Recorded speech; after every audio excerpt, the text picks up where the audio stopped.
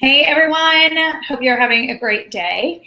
I was wondering if you guys knew that you could possibly win $10,000 in free shipping from UPS in their export challenge. So if you're like, wait, what? What do you mean? Before I really dive in deep here on this export challenge, what I think you all should know is the UPS is not just that shipping company in a brown truck anymore. UPS is doing some really incredible things to support small business owners to grow more rapidly in ways that you can't even imagine. I actually did a Facebook Live a few months ago on it. So if you want to scroll back in some of the Facebook Lives, you'll see that I had an interview with Todd Lewis, who is in charge of this innovation initiative to really benefit small business owners in a huge way. And they really do have the power to change the game. And speaking of game changing, today I have with me Hadley Pratt, who was part of the team that won last year for BoXZY. And it was a game changer for them. And first of all, welcome, Hadley. Hi, I'm so happy to be here, Jen. Thank you for having me on today. Absolutely. I was so excited when UPS had said, hey, why don't you talk to the company that won last year? That will be the best perspective for you to understand what the benefits are from this event. And I was like, well, let's do it live so everybody else knows the benefits of it too. So here we are. And first of all, I asked Hadley before we came on, how did she get her name? Because it sounded like it was like a name of a character. And I'll let you tell them how. You got it. Yeah, so my name came from the fact that my mom was a literature major in college, and she really liked the work of Ernest Hemingway, so she named me after Ernest Hemingway's first wife, Hadley Hemingway, who's actually been the subject of a couple books and stuff herself. She's an interesting lady. Well, as soon as I saw your name, I'm like, that sounds like a character in like a movie. So, well. And sure enough, I was right. So thank you so much for joining us. And you know, instead of just, the way I think now is instead of us doing a call together, if the call is going to benefit more people, I want more people to benefit from the call. So why don't we just do it live and do it in video, and then we can share it and it can live on for more months and years to come. So, so you applied for this competition last year. So you're now sitting in a very different perspective than somebody else might be right now who's thinking, should I do it? It could be so exciting, but I don't want to be let down and I don't know what to expect. And why should I even waste my time filling this out because I might not win? What do you say to them sitting on the other side of the coin right now? Oh, I would say definitely go for it. The entire experience was made extremely easy because of our relationship with our UPS sales rep, Amber. And since the beginning, we kind of got connected with UPS because Amber found us. And she has since then kind of pushed things onto our laps and been like, you know, you should really do this. So her encouragement helped us do it.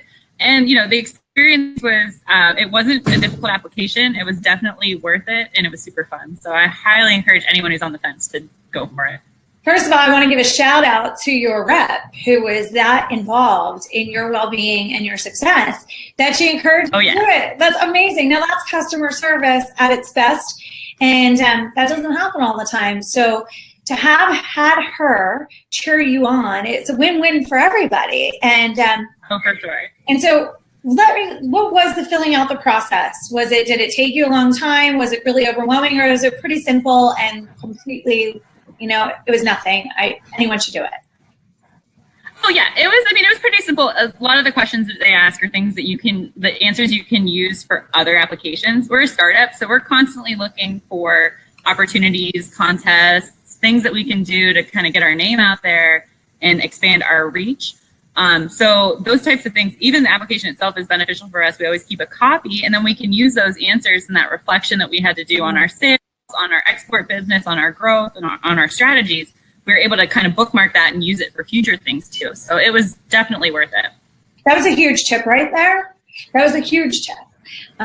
Because you're right. I mean, there's a lot of things as business owners that we fill out when we're doing these competitions, or, you know, for me, I'm a speaker, so I have to do these speaker submissions often.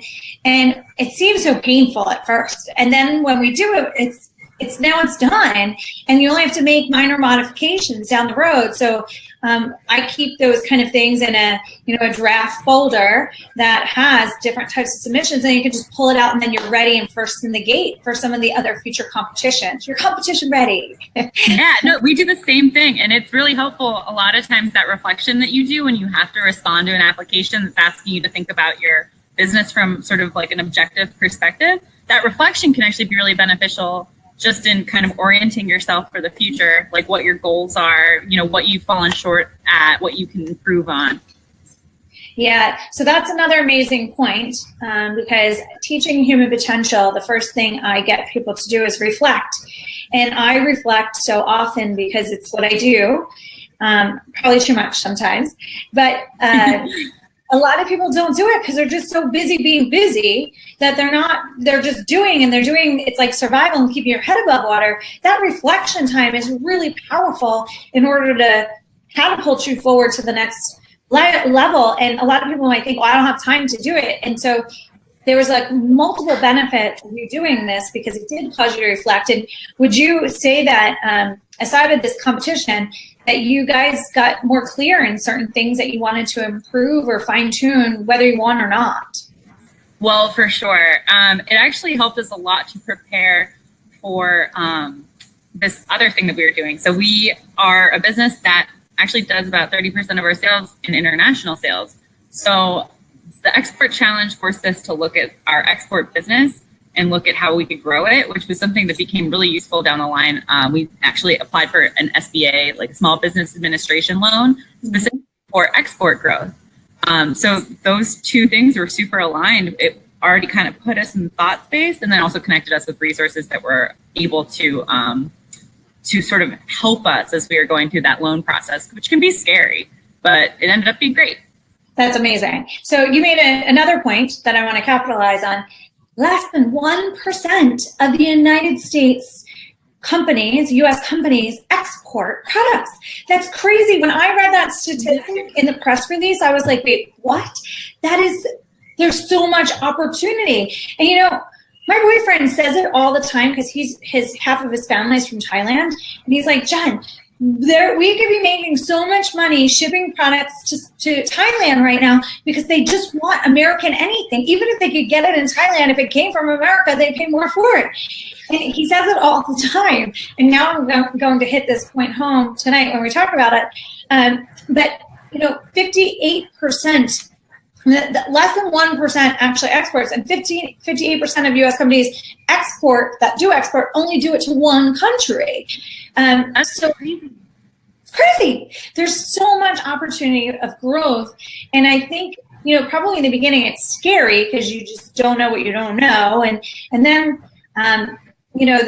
the cost of shipping could be intimidating.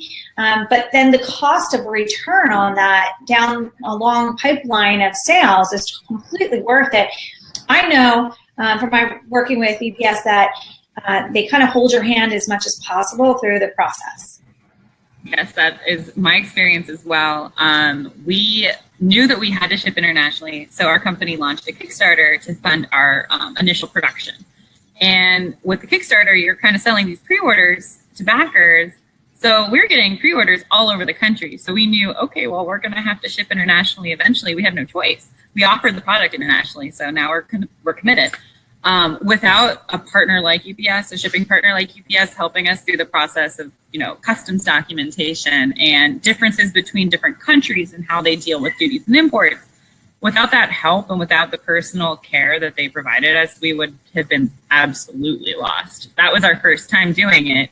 And now I think about it and it's like, well, international shipping is something that's like I couldn't imagine our business without it. But right. I could see it would be a very big sort of like hurdle to cover if you're used to shipping domestically and are unsure about, all the logistics, all the costs, etc. Partnering with someone like UPS actually cut out all the scary parts of it and made it a lot more human, a lot more like just something that we could totally handle. We knew we could handle it, and our confidence is boosted because of that. Yeah, that's a huge part. When you are in your uncomfortable space and then you learn how to do something, it really does boost your confidence and makes you feel really good about, well, I know how to do that now. Why was I so afraid of it to begin with? So yeah. before we get too much further in this process and how much this has changed your life for you guys and the entire team there and your shipping experience, I asked you how you got your name. Now, how did BoXZY, BoXZY, get its name, and the way it's written to it, that was really fun and cool. So what's the backstory on the company? And then I'm now also curious as to what that product, that Kickstarter product was.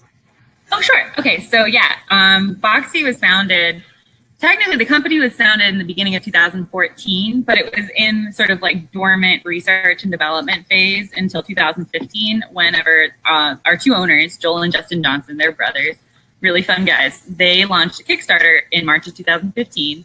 They sold about 430 pre-orders, and a year after that, we had shipped them all over the world, thanks to UPS. So that was probably one of the biggest accomplishments. A, we got a production lineup from scratch, and B, we had shipped all over the world, and it was awesome. So to give you a little backstory of how the product came to be and how it got its name, Joel and Justin were really interested in creating a company that basically gave people access to the joy of discovery and of iterative design. They wanted to create something that was basically like a campfire product that would allow people to kind of gather around something and work through problems hands-on without, having to just buy something new off the shelf. You can just build it with BoXZY. So they were interested in creating a makerspace, but they found that there was already one locally. So they joined Tech Shop Pittsburgh, which is where we started, which is a local makerspace in Pittsburgh. And it's actually, they're all over the world. Tech Shop is everywhere. They used all of the machines there. They learned how to use them. They talked to the community members, and they realized that a 3D printer, a laser engraver, and a CNC milling machine were the three most commonly used devices. So BoXZY integrates all three of those devices into one machine. So you have one box, which is where the box part comes, and then you have the XYZ plane, so you can move in up and down and horizontally.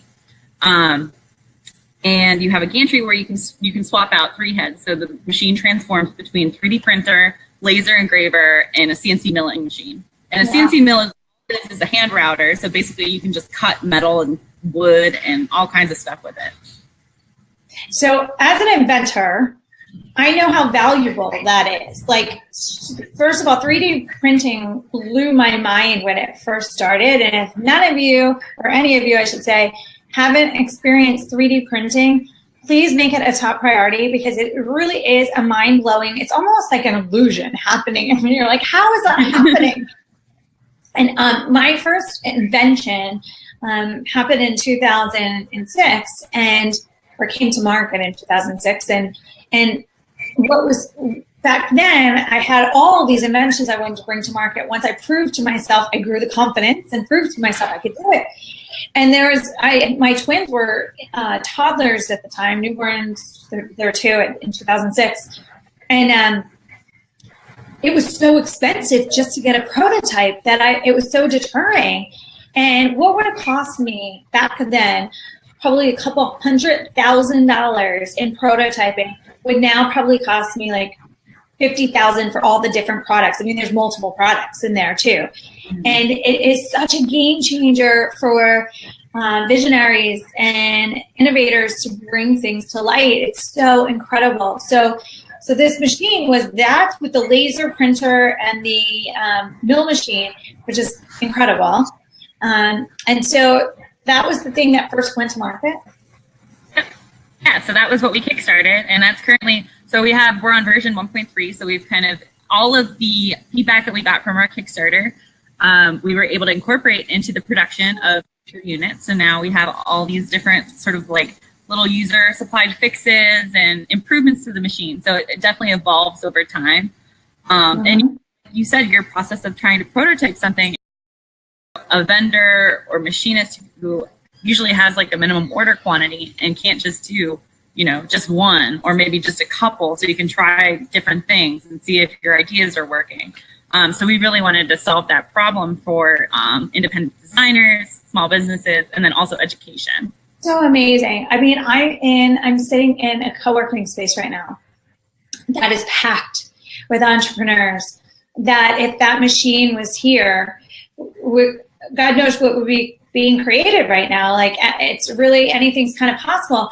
This same co-working space is called Benjamin's Desk. It's in Philadelphia, and they actually have a partnership with Penn at the Penn Innovation Center, and they have this huge 3D printing machine there, but you can only use it if you're a student or you're part of one of the corporations that's part of that Penn Innovation Center. But I sit there and I'm like, oh, I want to use it so bad. So it'd be amazing for co-working spaces throughout the world right now, the way that they're booming, because it's such it's affordable cost for a multiple use product. It's amazing. So without getting too sidetracked, my inventor in me is completely geeking out right now. I understand. So when you guys applied for this and you found out you won, what was the feeling? What was the emotion? Like, what, really? We were definitely speechless. My colleague Mary Malvahill and I, we were the participants, so we did the pitch-off competition. And, we always bring our A game, so we were hoping to win. But there was such a formidable competition there. The other companies that presented were excellent. All had really innovative solutions. One of my favorites was the Athena. They have a wearable for personal security. So if you're jogging at night, that girl. Yeah, girl. They're amazing. Yeah. Oh my gosh, it's so fun. What a small world. Yeah. So yeah, the competition was seriously intense. So we were fingers crossed. So whenever we actually heard it was won, it was live during the ceremony, and I was speechless, turned bright red, and we were really excited. We were really, really excited. That's awesome. So what could you say are some of the biggest, if someone's thinking 10,000 in shipping, like how could that change my life? And I know it's a significant change. So kind of give us some insight on some of the things that you've been able to do now that you were not maybe able to do before, or the amount of scale that maybe you've been able to track because of this windfall of ability. Well, so, managing a small business, you're always concerned about your cash flow. So anything that can sort of help minimize your expenses up front is always welcome. So just the $10,000 of export credits was so helpful at a time where, we're trying to grow as well as maintain what we've already built. And that balance between growth and maintenance is really difficult in a small business, really difficult in a startup. Especially when you're a hardware company and you have something that's really heavy inventory, you have to spend a lot of money to get your product out the door. And you have to make sure everything's timed just right. So that sort of the winning allowed us to focus on other aspects of growth that we would have maybe not been able to pursue as quickly. So since then, we've actually developed a 220 volt power supply. So we were actually able to take part of our product and modify it so that it would be more appropriate for an international user. 220 volt supply means that our users now can run theirs directly through their home outlets, and they don't have to run it through a voltage converter, which is what they had to do prior. People were still willing to do that, which was amazing, and we were so humbled that people wanted our product and were okay with using the 120 volt power supply. But we really wanted to make that change, and since we made that change, it's brought us additional business. So sort of the effect of winning the UPS Export Challenge was kind of like accumulative over time, because it allowed us to not worry about some things and get to focus on other things that paid off in the long run. Yeah, instead of that cash flow constantly going faster than maybe you can keep up with in the shipping department, because it is just that flow when you're shipping a ton of product. It allowed you to kind of take aside 10 grand and just put it in product development, which is amazing. And I'm so excited for you guys, and I'm so excited for this product. I can't wait. I'm literally, as soon as I get up there, I'm going to go to the owners and I'm going to tell them that the product needs to be here. That's awesome. So for those of you who are wondering how you can be a part of it, you can go to global.ups.com/X, as in the letter X, -port challenge 2017. Again, it's global.ups.com/X-port challenge 2017. I'm going to actually post it along with this video so that people have access to it too. And you can learn more about it again, beyond this competition, and you can see how BoXZY's life has changed a lot as a business, and I'm sure the growth, benefits not just Hadley and the owners, but everyone in there are flourishing. You guys probably hired some more people, no? Yeah. It's awesome. So everybody can check it out. And if this isn't for you and you're not ready yet to export product, check out some of the other things that UPS is doing, because they are doing a lot for small business owners right now. They are doing things to help small business owners that have e-com companies with search engine optimization. They have this packaging program where if you have a product and you want to build your packaging around it more effectively, it goes to this lab and it creates the perfect dimensions and weights. So trust me, from someone who wasted more money than I would even like to consider when I launched my handbag company, not packaging it properly, this is a huge asset to really leveraging your capital, which little people have in the beginning. So there's a lot of things you can check out. Hadley and BoXZY as a team, thank you so much for coming on, and tell the inventors I am now I have this deep crush on their invention. Thank you, Jen. This was a pleasure, and I will definitely share your warm words. Thank you. Thanks so much. Have a great day, everyone. Have a great day. Bye. Bye.